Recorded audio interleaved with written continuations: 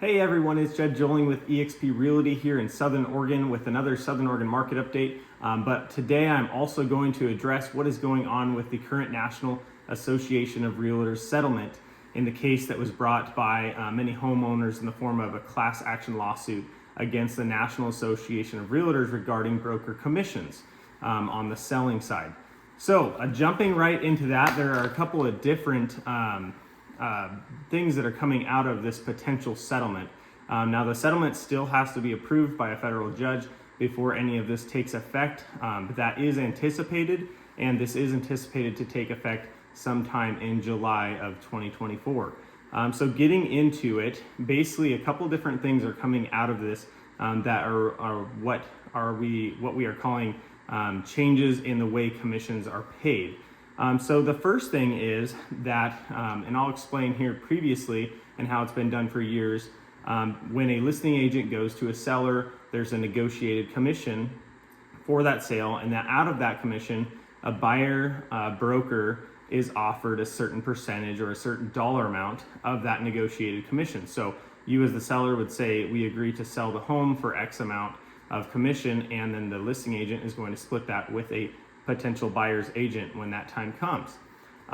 So in saying that, right now, if I were to go on our local MLS and I see a listing that's listed by another broker that's a part of our MLS, I could see I am going to be paid X amount of dollars on that sale if I were to represent a buyer. So in this settlement, the first thing is they are saying that they will settle and that it will no longer be allowed to be shown on the MLS, and this is nationwide, what a buyer broker would be paid in the end of a sale for representing a buyer. So essentially, the seller can still negotiate with the listing agent if they would be willing to pay a buyer agent that would come along and represent a buyer for the sale of their home, which potentially and more likely is more beneficial to the seller because it attracts people. But that's completely negotiable now. They don't have to pay that buyer and broker's compensation. So that's the first thing that's taking place, and that compensation, if offered, will not be allowed to be shared on the MLS. That will only be discussed beside off of the MLS, basically, in conversation and through documents and whatnot. The second thing is rather large. It's it's definitely a big change, and it has to do also with the first item. But the second thing is that buyers are now going to be required to sign buyer representation agreements with their buyer's agent. So this has been an option in the past.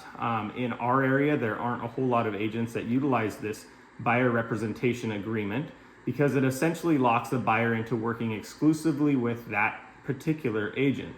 But in addition to the buyers now being required to sign this, there also has to be a stipulated amount of commission that buyer would be paying their buyer agent. And that commission amount has to be negotiated right up front on that buyer representation agreement. So whether you agree to 1%, 2%, 3% to represent this buyer, and then you find a property, you close on that property, that buyer has to make sure that that is paid to you, whether it comes out of the seller's pocket or whether it comes out of their own pocket. And at the time of making an offer, that can certainly be negotiated with the seller, possibly in the form of a credit or however that might happen, to make sure that that gets paid to the buyer agent. So that's a huge change. So essentially what this is doing is it's changing not only, it's changing how you are paid essentially as a buyer agent. You're no longer 100% certain that you're going to get paid from the seller. It could be in the form of the buyer paying you up front to represent you on a property that maybe the seller isn't willing to pay more commission on to compensate you. Obviously, there's still a lot of negotiation there. There's still a lot to come forth with this. But I can no longer just show up to a house with a new buyer and unlock a door and show them once this goes into effect. Whereas now I could get a call from Joe, and Joe says, hey, I want to go over and check out Leonard Road, and we could go over there and I could let him in, show him the house. Well, when this goes into effect, the way I understand it now, we will have to come up with a buyer representation agreement before I even show him the first home. So there's going to be a lot more buyer consultation meetings. So you're going to meet with buyers. They're probably going to want to get to know you before they sign this agreement that says we exclusively will work with you on whatever deal we find. So it might potentially be a little awkward transitioning into this since this hasn't been a required thing in the past, but it's very potential that if this gets approved, it will be required. So along with a couple of these items, these are the two main items. I'm sure there's a lot more to unfold in this settlement. The National Association of Realtors is making a statement essentially in the settlement that there was never any price fixing, there was never any wrongdoing, that to their knowledge, because that's essentially what these homeowners were saying is, the commission rate's been 6% and that's just how it has been, and they're suing over that, yada yada. But they're settling for $418 million if this all gets approved by the federal judge, and potentially it will take effect in July. So it's definitely going to change the industry a lot. We could potentially see a lot of part-time agents move out of the industry, as it might be harder to become a buyer's agent that is able to secure buyers, because now you have to have this agreement in place. So it's going to be interesting, and I'll certainly keep you updated as we hear more about this development. So that's all I have on the NAR settlement portion. So now we'll jump into my normal Southern Oregon market update. If you're still sticking around for this, I'm very thankful because it's already been a few minutes. Thank you for watching. So this last week, or I should say right now, we currently have 946 homes in the residential category active between Jackson and Josephine counties. That number's up 14% from where we were last year, which was 815 homes.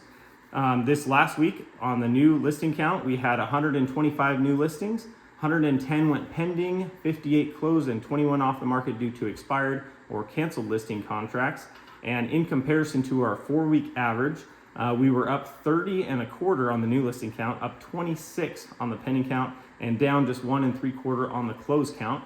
And if we take the same week last year and compare it to this week this year we were up 29% on the new, up 21% on the pending, and down 8% on the close count. Out of our 125 new listings this past week, 19 of those are already pending, representing 15% of those new listings just within that first week. Our inventory brings us to 3.7 months of inventory, meaning that if we stopped all new listings today at the rate things are currently closing, we would have enough homes to last us 3.7 months, and then we'd be out of inventory. The mortgage rates right now on a 30-year fixed conventional mortgage, the national average is 7.11%. FHA, the 30-year fixed national average is at 6.61%. A year ago, the conventional was at 6.55%, and FHA was at 6.05%. So about 0.5% higher today than we were a year ago. We've been seeing these rates fluctuate. A lot of it is due to the economical reports that we've been getting. Inflation is still much higher than the Fed would like to see with the amount of rate increases that they have done over the last year and a half here. So one thing to note, the pending sale count, 110 pending sales. That's the most pending sales in a week since August 16th of last year. So we're certainly seeing activity pick up. And also on the new listing count, 125 new listings. That's the most new listings we've seen in a single week since July 18th of 2023. So things are certainly picking up. The close count is still lagging behind, but here in a few weeks, if we assume that probably about 70% of these pendings will go through, we're going to see a larger number of closes on the average too, and that's going to come up. Tomorrow, the Fed meets and they're going to discuss what they do with rates. My guess and the assumption right now is that they will leave them the same, as they don't see enough positive data to drop the rates yet, just because inflation is still raging. They're nowhere near that 2% mark. The month-over-month inflation this past month was 0.4%. So if you multiply 0.4 by 12, it puts you nowhere near 2% in a year. So they're more than likely going to leave them the same. And then they will meet again in a couple of months. That's all I've got on the market update. Got a couple listings here to talk about. I've got 2 new listings coming up. They're both going to hit the market at the end of this week. The first one is in Grants Pass, 1386 Southwest David Drive. It's 1,684 square feet, 3-bedroom, 2-bath, built in 2007. It's got RV parking alongside the house with full hookups, a little bit larger than your average 2-car garage, and granite countertops in the kitchen. It's got an awesome primary bedroom with 2 walk-in closets and bathroom, of course, attached. That is going on the market for $450,000. And then we have one out here at 4235 Pleasant Creek Road in Rogue River. That is a 2,713 square foot house on just over 5 acres, 4 bedrooms, plus a bonus room, 2.5 bathrooms. It's got an attached 2-car garage, massive attic for storage, and then it's also got a detached 900 square foot shop that has carports on either side of it that are covered for more storage and more hobbies and whatever you might need. That is going on the market for $775,000. And then I've got one here that's been on the market for a little while to highlight, just because the price point on this one, you really can't beat it. It's 2 acres, just a little over 2 acres out on Pleasant Creek Road, 1750 Pleasant Creek Road. It's an 880 square foot double wide manufactured home built in 1973 with 3 bedrooms and 1 full bath. And that is on the market for $240,000, and financing can be done through Rogue Credit Union or Evergreen Federal Bank, and that's really just, you can't beat that price for what you are getting. The down payment through Rogue Credit Union looks to be about 25% on a 30-year loan, but they can do the financing on it, and that's just a great opportunity if you're looking to spend less and get more. So that's all I've got for today's market update. If you have any questions about things going on with the NAR settlement, if you're a potential buyer here in the future and you're maybe even a first-time home buyer and you're worried about having to pay that fee up front to buy your first home while already worrying about trying to save up your down payment and your closing costs, feel free to reach out. I'm more than happy to consult with you and help you plan ahead and assure you that you still will have ways of buying a home if that is what you're after. As always, if you're looking to buy, sell, or just have questions in general about real estate or comments about these market updates or anything I've been talking about, I'd love to hear it. You can call or text me. My cell phone number is 541-761-7770.